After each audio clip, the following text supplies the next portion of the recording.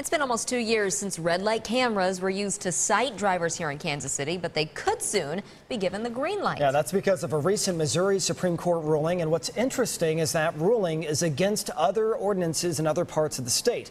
41 Action News reporter Dia Wall is joining us now live from 39th and Southwest Trafficway in Kansas City. And Dia, if the court struck down red light camera use in other parts of the state, how could we start using them here again?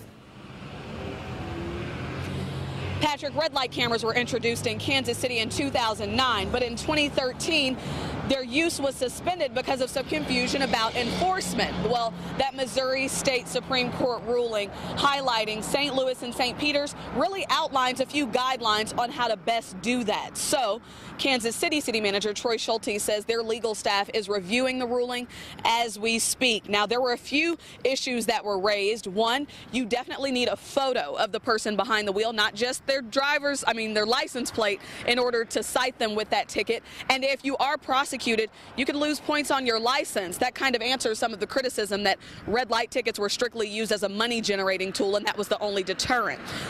There were close to 30 red light cameras installed in Kansas City when this measure was first rolled out at more than a dozen of the most dangerous intersections. And at its peak, more than 50,000 citations were issued in a year and as many as 10,000 in a month. So this is something that they're really looking at reestablishing based on those guidelines that were outlined by the state Supreme Court.